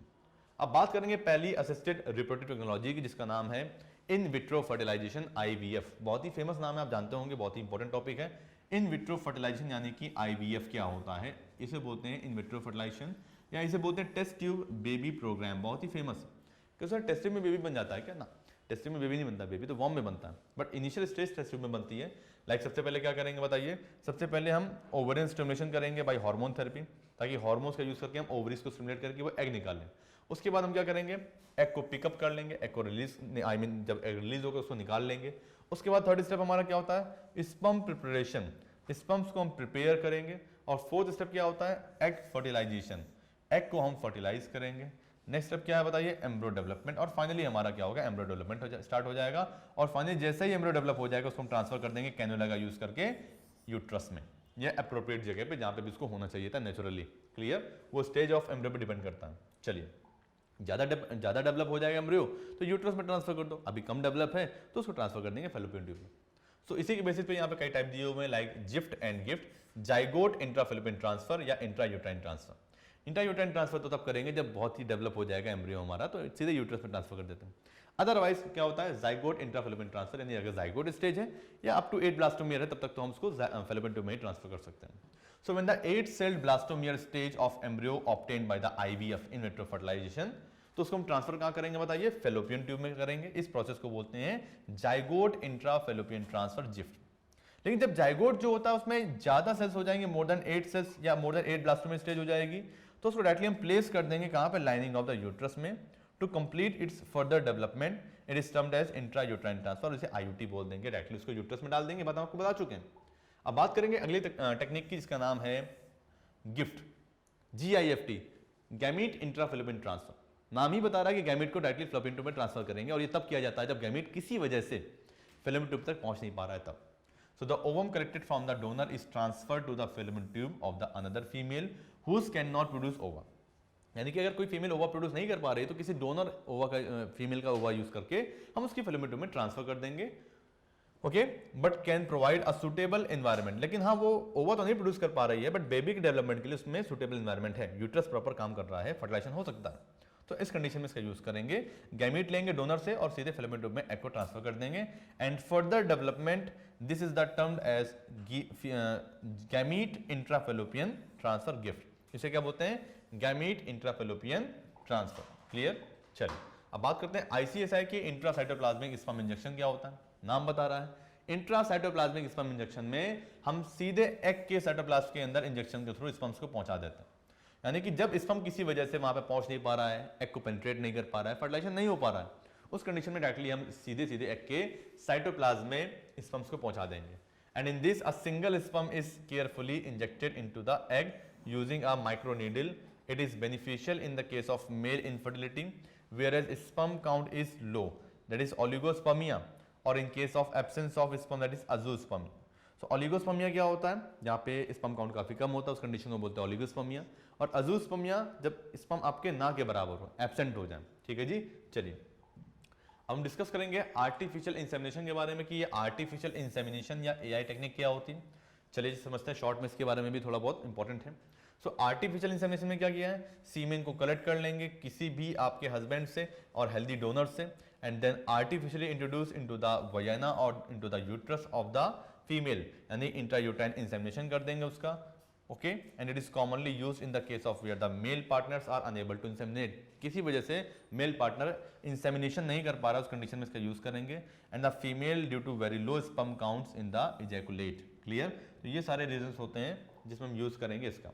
तो इन असिस्टेड रिप्रोडक्टिव टेक्नोलॉजी का यूज करने के बाद अब हम बढ़ेंगे, क्योंकि अब हम आगे बढ़ेंगे। चैप्टर हमारा था रिप्रोडक्टिव हेल्थ, वो फिनिश हो चुका है।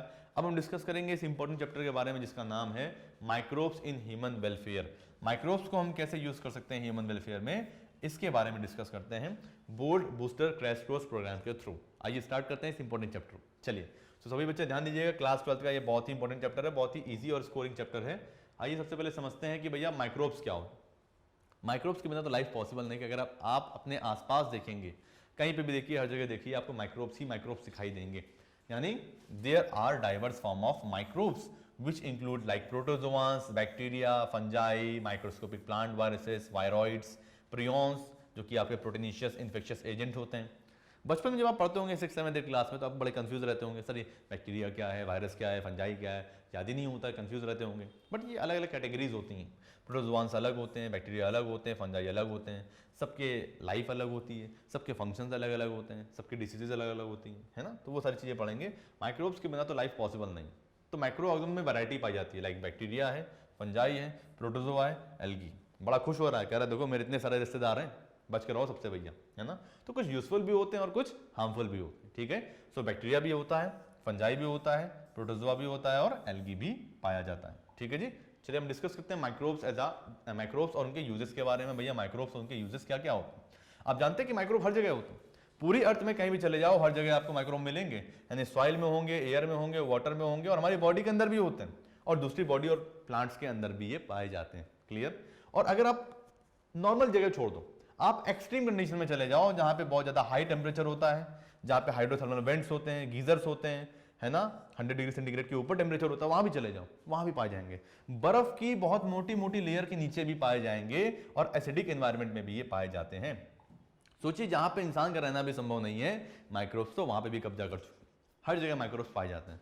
और आज की डेट में माइक्रोब्स हमारे लाइफ का बहुत ही एक इंपॉर्टेंट पार्ट बन चुके हैं, अहम हिस्सा बन चुके हैं। इस वजह से इनको समझना, इनके बारे में जानना, इनका इकोनॉमिक इंपॉर्टेंस जानना हमारे लिए बहुत जरूरी है, क्योंकि कुछ ऐसी चीजें भी हैं जो हमारे लिए बहुत ज्यादा यूजफुल और हेल्पफुल होती है, कुछ मेडिसिन भी हमको इन माइक्रोब से मिलती। So microbes in household product के बारे में पढ़ेंगे कि माइक्रोब्स हमारे घर के प्रोडक्ट में कैसे हेल्प करते हैं। भैया खाना खाने के तो सभी लोग शौकीन होते हैं, आप भी हैं और हम भी हैं।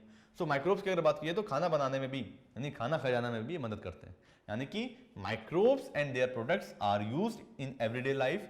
एग्जांपल क्या है, प्रोडक्शन ऑफ कर्ड, दही माइक्रोब्स के हेल्प से बनता है, bacteria lactobacillus, okay, lactic acid bacteria use होता है। फॉर्मेशन ऑफ डो के फॉर्मेशन में कभी वो बनता है ना छोला भटूरा वगैरह, तो भटूरा जब बनता है तो डो बोलते हैं उसको, तो डो उसको फर्मेंट करते हैं in the presence of microbe, तभी अच्छे भटूरे बनते हैं, है ना।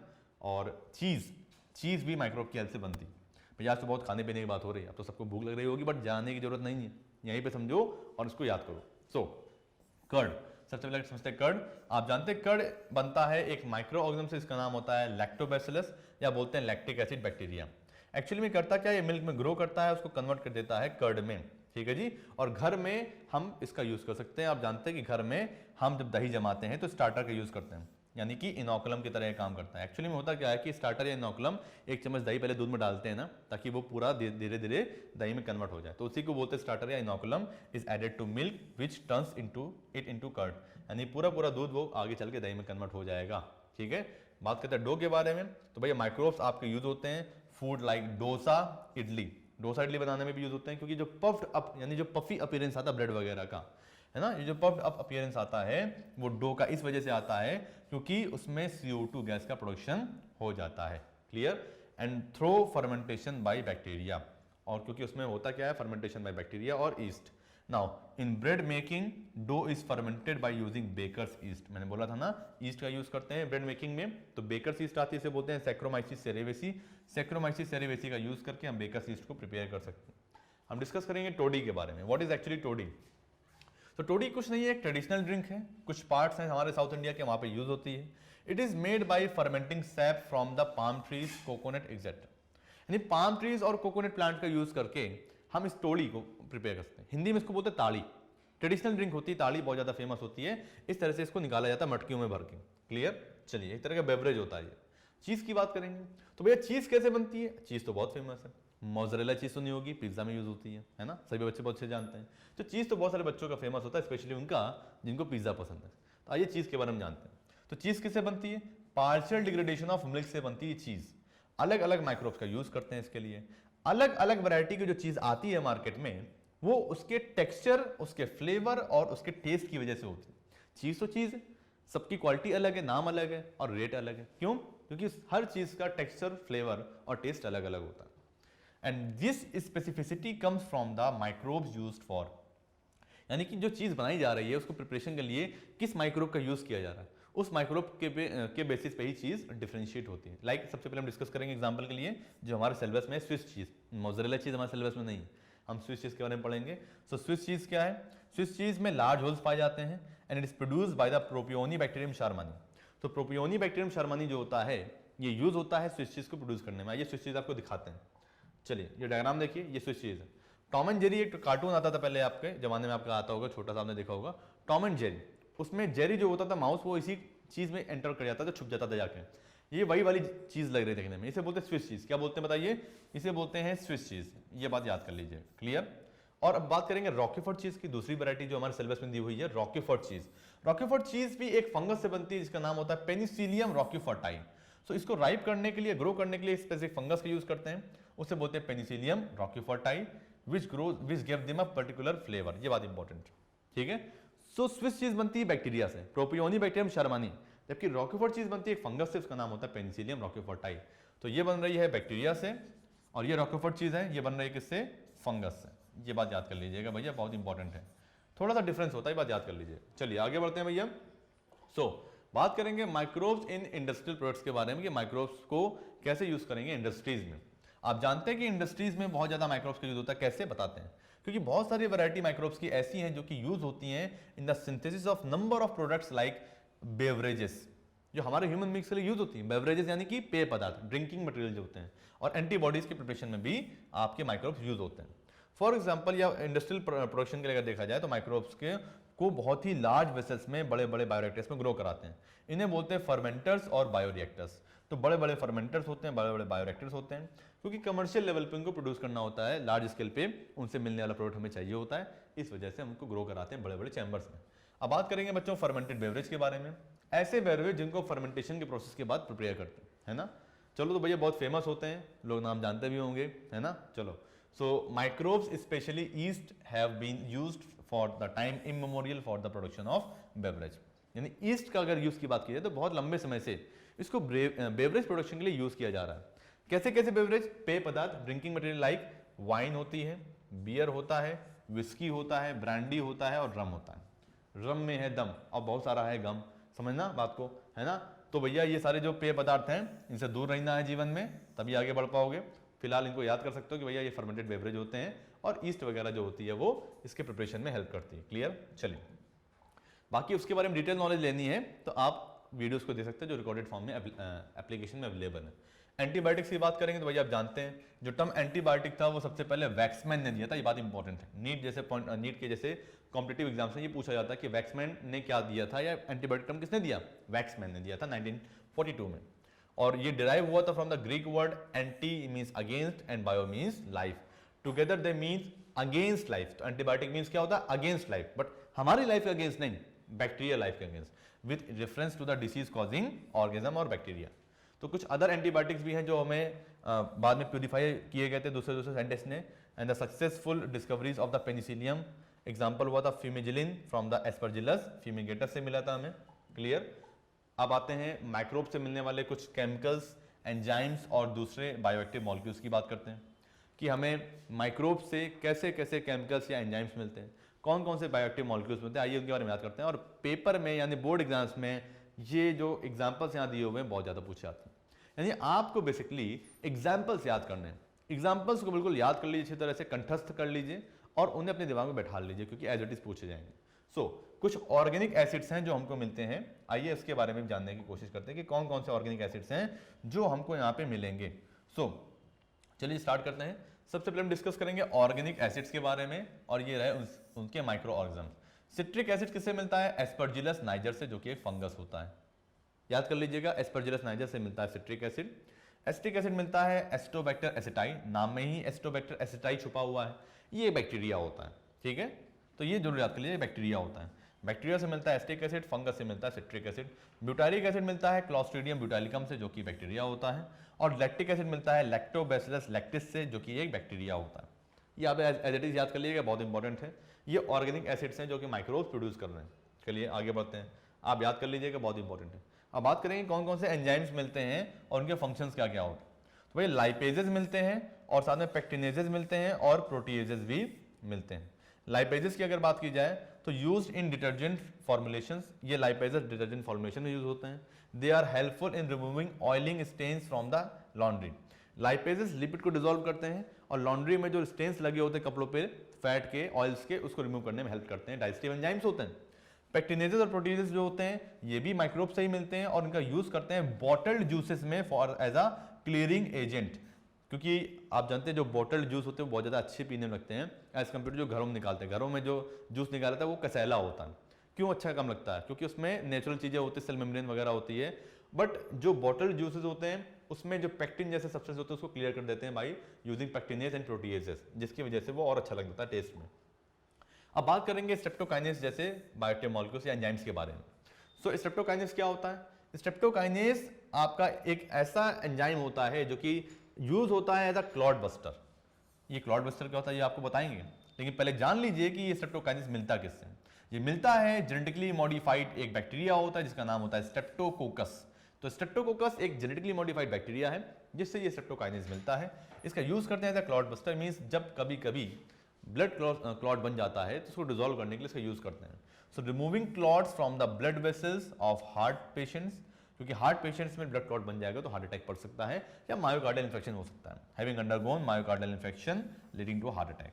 क्लियर? चलिए अब डिस्कस करेंगे बच्चों कुछ और बायोएक्टिव मॉलिक्यूल्स के बारे में। वो तो एंजाइम हो गए, अब कुछ बायोएक्टिव मॉलिक्यूल्स के बारे में डिस्कस करते हैं, उनके यूज क्या होते हैं। लाइक साइक्लोस्पोरिन ए, ट्राइकोडर्मा पॉलीस्पोरम एक फंगस होता है, उससे मिलता है हमें साइक्लोस्पोरिन ए नाम का बायोएक्टिव एजेंट मॉलिक्यूल, जिसका काम होता है एज अ इम्यूनोसप्रेसिव एजेंट, यानी कि हमारे बॉडी में जब कभी कोई ऑर्गन ट्रांसप्लांट होगा तो हमारा इम्यून सिस्टम एक्टिवेट हो जाएगा, उसको सप्रेस कर देंगे तो इम्यून सिस्टम इतना काम नहीं कर पाएगा।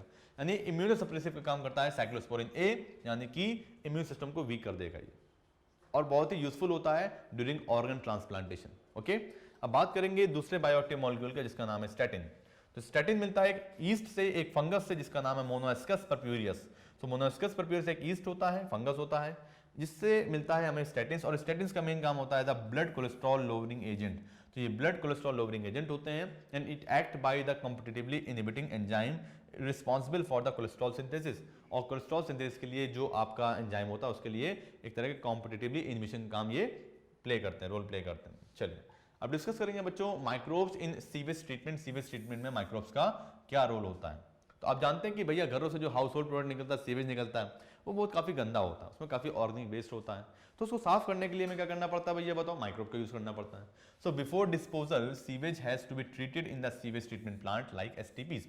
एसटीपीज का फुल फॉर्म क्या होता है? Sewage treatment plants, in order to make it less polluting, ताकि वो पॉल्यूशन कम कर सके। Now the treatment of waste water is done by the heterotrophic microbes. और जो वेस्ट वाटर ट्रीटमेंट होता है वो किसके थ्रू करते हैं? हेट्रोट्रॉफिक माइक्रोब्स के थ्रू करते हैं, naturally present in the sewage. And this treatment is carried out in 2 stages. और इस ट्रीटमेंट को 2 स्टेजेस में करते हैं। पहला क्या है भैया? Primary treatment. आपको डिटेल में मैंने उस वीडियोस में पढ़ाया, बट एक छोटी सी झलक दिखा देता हूं यहाँ पे कि प्राइमरी ट्रीटमेंट होता क्या है। जैसा कि आप जानते हैं कि प्राइमरी ट्रीटमेंट को हम फिजिकल ट्रीटमेंट भी बोलते हैं, क्योंकि बेसिकली इसमें क्या होता है? फिजिकल रिमूवल होता है स्मॉल स्मॉल और सस्पेंडेड सॉलिड पार्टिकल्स का उस सीवेज से। इसमें सीक्वेंशियल फिल्ट्रेशन होता है, साथ में सेडिमेंटेशन होता है। तो इस सीवेज में हम करेंगे सीक्वेंशियल फिल्ट्रेशन और साथ में सेडिमेंटेशन, जिसके थ्रू फिजिकली वो चीजें हट जाएंगी वहां से। जो फ्लोटिंग डेब्रिस है वो भी हट जाएगा। Initially floating debris is remove by the sequential filtration. आप किसी सीवेज ट्रीटमेंट प्लांट पे जाइएगा, आप देख सकते हैं। बात करेंगे अब हम शॉर्ट में सेकेंडरी ट्रीटमेंट के बारे में कि सेकेंडरी ट्रीटमेंट क्या होता है। सेकेंडरी ट्रीटमेंट जो होता है इसको हम लोग बायोलॉजिकल ट्रीटमेंट भी बोलते हैं। बायोलॉजिकल ट्रीटमेंट इसलिए बोलते हैं क्योंकि लिविंग एजेंट्स का, लिविंग माइक्रोब्स का यहाँ पे यूज किया जाता है, because it involve the use of the microbes और microbiota for the treatment of sewage. Clear?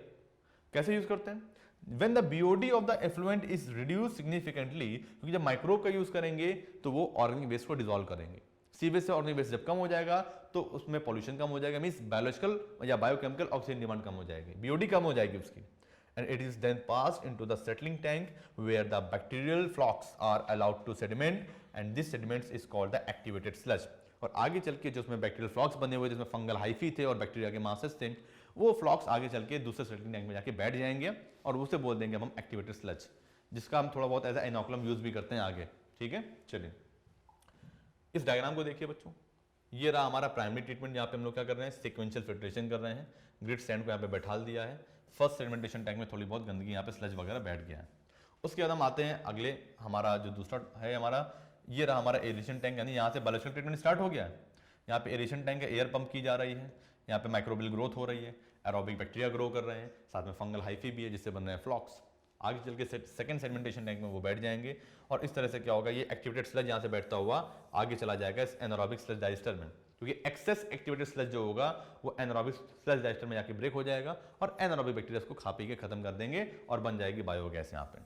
जबकि यहाँ पे सेकेंडरी सेटलिंग टैंक में बन जाता है एक्टिवेटेड स्लज और यहाँ से साफ पानी जो होता है क्लोरिनेशन के बाद भेज दिया जाता है रिवर वगैरह में, नेचुरल वाटर बॉडीज में। ये डायग्राम देखिए, सिंपल सा डायग्राम है। ये है वेस्ट वाटर ट्रीटमेंट, किस तरह से वाटर ट्रीटमेंट करते हैं। सबसे पहले प्राइमरी सेडिमेंटेशन टैंक में पानी को भेजते हैं, उसके बाद एरेशन टैंक में भेजते हैं ताकि माइक्रोब्स की ग्रोथ हो जाए, फिर सेकेंडरी ट्रीटमेंट देते हैं, उसको बायोलॉजिकल ट्रीटमेंट देते हैं, उसके बाद यहाँ पे क्या होगा, क्लोरिनेशन टैंक के थ्रू वाटर को रिवर्स में भेज दिया जाता है। क्लियर? चलिए आप समझते हैं बच्चों, microbes in a production of biogas as a bio control agent and bio fertiliser.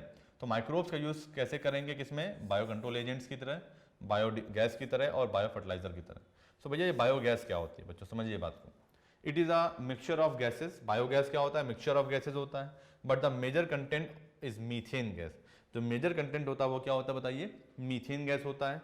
It is produced by the anaerobic microbial activity. मैंने आपको बोला था कि एनारोबिक स्लज डाइजेस्टर में जहां पे एक्टिवेटेड स्लज को भेज दिया गया था बचे हुए एक्सेस वाले एक्टिवेटेड स्लज को, तो वहां पे एनारोबिक बैक्टीरिया प्रेजेंट होते हैं, वो उस एक्टिवेटेड स्लज को माइक्रोबियल एक्टिविटी के थ्रू डिग्रेड करते हैं और फाइनली वहां से क्या होता है, बायोगैस प्रोड्यूस होती है।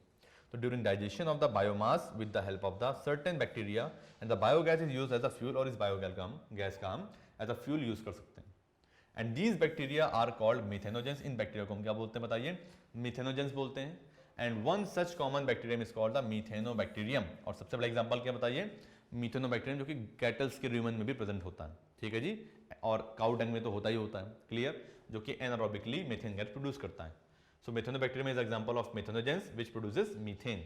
Okay, so methanogens produce large amount of, अगर मिथेनोजेंस की अगर बात की जाए तो ये क्या करते हैं बताइए, लार्ज अमाउंट ऑफ आपकी बायोगैस प्रोड्यूस करते हैं, जिसमें हमारा CH4 होता है 50 to 70%, CO2 होती है 30 to 40% एंड हाइड्रोजन होता है बचा हुआ पार्ट।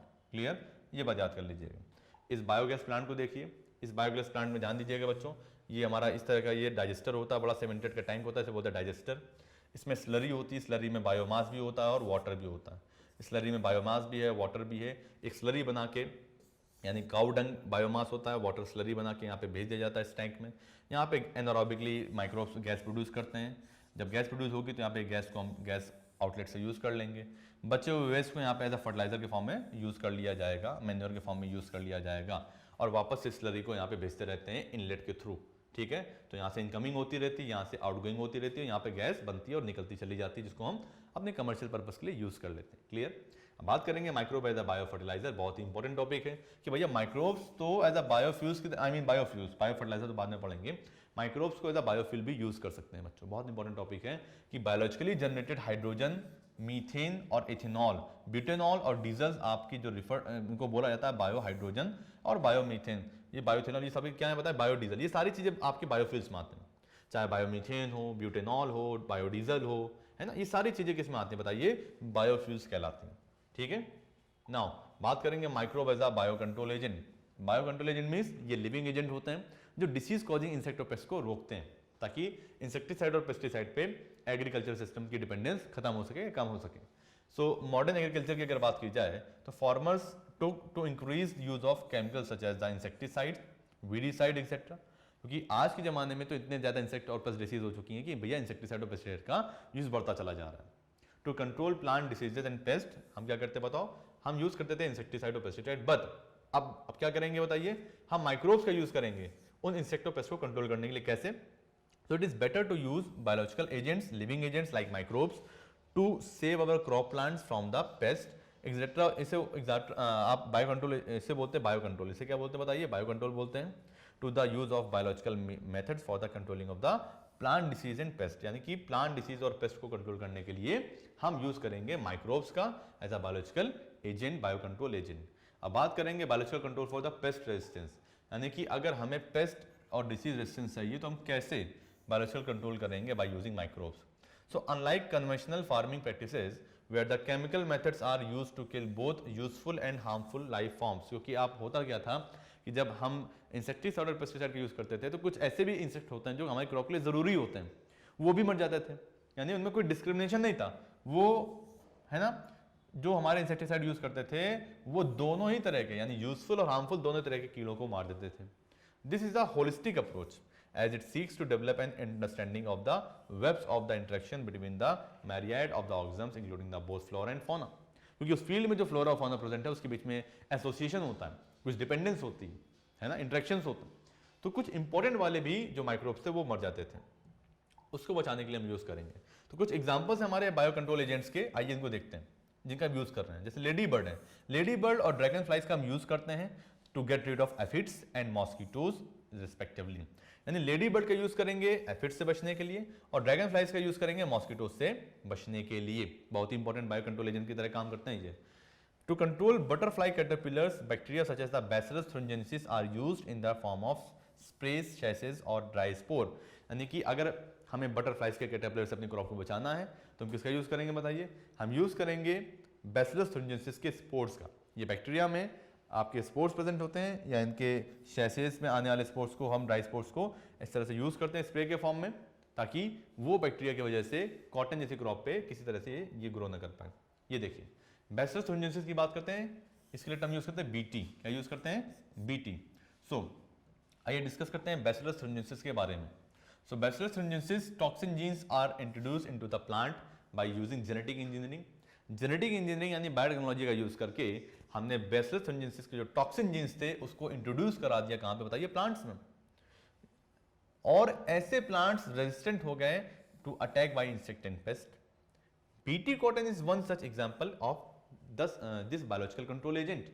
सो ये देखिए ये बीटी कॉटन है, इसमें आपके बीटी जीन्स को इंट्रोड्यूस कराया गया था, इस वजह से वो बोलते हैं बीटी कॉटन। और बीटी जीन्स के इंट्रोडक्शन की वजह से ये प्रॉपर्ली अब सेफ रहता है आपके दूसरे इंसेक्ट और पेस्ट से। चलिए बात कर रहे हैं बैकुलोवायरस के बारे में। Baculovirus belonging to the genus nucleopolyhedrovirus. ये बात बहुत इंपॉर्टेंट है भैया, बहुत पूछी जाती है कि बैकुलोवायरस किस जीनस से बिलोंग करते हैं, पेपर के पॉइंट ऑफ व्यू से बहुत इंपॉर्टेंट है। सो बैकुलोवायरस आपके बिलोंग करते हैं genus nucleopolyhedrovirus and are used as biological control agent, और इन्हें as a biological control agent use करते हैं। These are excellent for species specific, ये स्पीसीज स्पेसिफिक होते हैं, नैरो स्पेक्ट्रम होते हैं यानी कि लिमिटेड नंबर ऑफ इंसेक्ट्स को किल करते हैं, और इंसेक्टिसाइडल एप्लीकेशंस इनमें पाए जाते हैं। तो ये स्पीसीज स्पेसिफिक होने की वजह से पर्टिकुलर स्पीसीज को ही किल करेंगे, सबको नहीं करेंगे। तो बहुत ही इंपॉर्टेंट था। आइए अब बढ़ते हैं भैया microbe as a bio fertiliser. Microbe का तो बहुत सारा यूज है, खाने पीने में है, इंडस्ट्रीज में है, बेवरेज में है ना, एंटीबायोटिक्स में, मेडिसिन में है, साथ में बायो कंट्रोल है, साथ में बायोलॉजिकल एजेंट है, सीवेज ट्रीटमेंट प्लांट में, हर जगह है। So microbe as a bio fertilizer. Bio fertilizer का मतलब क्या होता है? Bio means living, life, fertilizer mean fertilizing, fertilization capacity को बढ़ाने वाला, यानी कि सॉइल की फर्टिलिटी को बढ़ाने वाला। तो bio fertiliser means living agents का यूज करके, माइक्रोब्स का यूज करके हम सॉइल की फर्टिलिटी को कैसे बढ़ा सकते हैं। So bio fertilizers are the organisms that enrich the nutrient quality of the soil by enhancing the availability of nutrient to the crop. यानी कि सॉइल की क्वालिटी को इंप्रूव करेंगे, है ना, न्यूट्रिशनल क्वालिटी को इंप्रूव करेंगे उनमें ऑर्गेनिक मैटर को ऐड करके।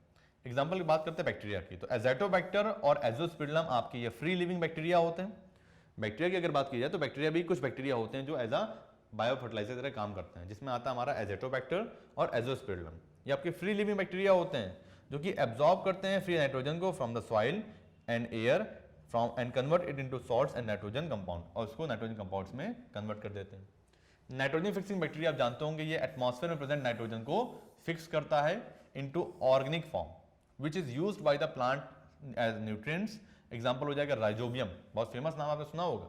राइजोबियम एक सिम्बायोटिक बैक्टीरिया होता है जो कि पाया जाता है रूट नोड्यूल्स ऑफ लेग्यूम्स में, जितने भी लेग्यूमिनस प्लांट्स होते हैं उसके रूट नोड्यूल्स में ये पाया जाता है, और वहां पे ये एटमॉस्फेरिक नाइट्रोजन को फिक्स करता है into organic compound usable form में, ताकि प्लांट्स उसको यूज कर सकें।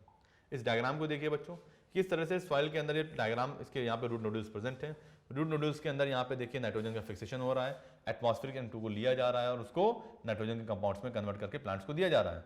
बदले में क्या मिल रहा है इस बैक्टीरियम को? इस बैक्टीरियम को बदले में मिल रहा है फोटोसिंथेसिस से बनने वाला फूड। क्लियर? सो इस तरह से बदले में फूड ले रहा है, उसको बदले में नाइट्रोजन दे रहा है, तो सिम्बायोसिस हो गया, म्यूचुअल डिपेंडेंस होगी एक दूसरे के ऊपर। और ये मटर का पेड़ है, यहाँ पे देखिए, है ना, यानी कि एक तरह का लेग्यूम प्लांट है ये। जितने भी पॉड वाले प्लांट होते हैं ना वो लेग्यूम्स में आते हैं, ये बात याद कर लीजिएगा। आइए फंजाई की बात करते हैं। So fungi also form symbiotic association with the plants like mycorrhiza, which absorbs phosphorus from the soil and passes it into the plants। यानी कि आप जानते हैं कि फंजाई जो होता है ये भी सिम्बायोटिक एसोसिएशन फॉर्म करता है प्लांट्स के साथ में। एग्जांपल क्या होता है, माइकोराइजा। तो माइकोराइजा क्या है भैया, एक तरह का सिम्बायोटिक एसोसिएशन है बिटवीन प्लांट्स और एंड फंजाई, यानी रूट्स ऑफ हायर प्लांट्स और आपका जो फंजाई होता है ये आपस में एसोसिएशन फॉर्म करता है, म्यूचुअलिस्टिक एसोसिएशन होता है, इसे बोलते हैं माइकोराइजा, ठीक है। And many members of genus Glomus form mycorrhiza, और जीनस ग्लोमस के बहुत सारे मेंबर्स माइकोराइजा फॉर्म करते हैं। आइए कुछ साइनोबैक्टीरिया की बात करते हैं। कुछ साइनोबैक्टीरिया क्या होते हैं, इन्हें बोलते हैं ब्लू ग्रीन एल्गी। क्या बोलते हैं, बीजीए ब्लू ग्रीन एल्गी। सो साइनोबैक्टीरिया, आइए इसके बारे में डिस्कस करते हैं। सो साइनोबैक्टीरिया की अगर बात की जाए तो क्लियर है भैया कि ये प्रोकैरियोटिक सेल्स होते हैं, ये आपके ऑटोट्रॉपिक होते हैं, माइक्रोब्स होते हैं जो कि एक्वेटिक या मॉइस्चर वाली जगह पे पाए जाते हैं और टेरेस्ट्रियल एटमॉस्फेयर में पाए जाएंगे जहां मॉइस्चर होगा। Most of them fix atmospheric nitrogen, example हो जाएगा एनाबिना, नॉस्टॉक और ऑसिलेटोरिया। तो एनाबिना, नॉस्टॉक और ऑसिलेटोरिया आपके क्या करेंगे बताइए, एटमॉस्फेरिक नाइट्रोजन को फिक्स करने का काम करते हैं। ये आपके यूजफुल साइनोबैक्टीरिया हो गए जो एटमॉस्फेरिक नाइट्रोजन को फिक्स कर रहे हैं। साथ में खास बात क्या होती है कि पैडी फील्ड्स की अगर बात की जाए, cyanobacteria serve as a important biofertiliser. क्यों, क्योंकि बहुत सारे ब्लू आपके जो बीजी यानी ब्लू ग्रीन एल्गी होते हैं ये ऑर्गेनिक मैटर को भी ऐड करते हैं सॉइल में, जिससे सॉइल का जो ऑर्गेनिक मैटर वो बढ़ेगा, उसकी फर्टिलिटी बढ़ जाएगी एंड दस इंक्रीजिंग इट्स फर्टिलिटी। तो ये हमारे को साइनोबैक्टीरिया के यूज हो गए। इस डायग्राम को देखिए, ये नॉस्टॉक और ये ऑसिलेटोरिया है, ये दोनों ही ब्लू ग्रीन एल्गी होते हैं, नॉस्टॉक एंड ऑसिलेटोरिया। आप ध्यान देंगे तो नॉस्टॉक में यहाँ पे आपको ये स्पेशलाइज बड़ी सेल दिख रही होंगी, इन्हें हम बोलते हैं हेट्रोसिस्ट। ये आपकी स्पेशलाइज सेल्स होती हैं जो नाइट्रोजन फिक्सेशन में हेल्प करती हैं, ठीक है जी। तो ये हमारा नॉस्टॉक हो गया और ये हो गया एनाबिना, जो कि दोनों ही ब्लू ग्रीन एल्गी होते हैं और ये नाइट्रोजन फिक्सेशन में मदद करते हैं, ऑर्गेनिक मैटर को भी बढ़ाते हैं सॉइल में। इस तरह से बच्चों आज के सेशन को हम फिनिश करते हैं। ये बहुत तेजी से हमने उसको रिवाइज किया, आई थिंक आपको समझ में आ गया होगा। सो अगर आपको किसी तरह कोई दिक्कत है तो आप हमें ईमेल कर सकते हैं अपने क्वेश्चंस को, किसी क्वेरी को है तो ईमेल एड्रेस है query@katyanacademy.com। सो इस ईमेल एड्रेस पे अपनी क्वेरीज को हमें भेज दीजिए। किसी तरह कोई दिक्कत हो तो उसको हमसे डिस्कस कर सकते हैं, अपने क्वेश्चन को पूछिए और साथ में एक बात याद रखिएगा कि जो भी क्वेश्चंस हैं उनको प्रॉपर्ली भेजिए और अपने सॉल्यूशंस को पाइए। और अच्छी तरह समझने के लिए जो रिकॉर्डेड वीडियोस हैं उनको जरूर देखिए। मिलते हैं जल्दी ही अपने नेक्स्ट सेशन में, तब तक के लिए रिकॉर्डेड वीडियोस को देख के आइएगा और क्वेश्चंस भेजते रहिएगा। Tata bye bye and good night.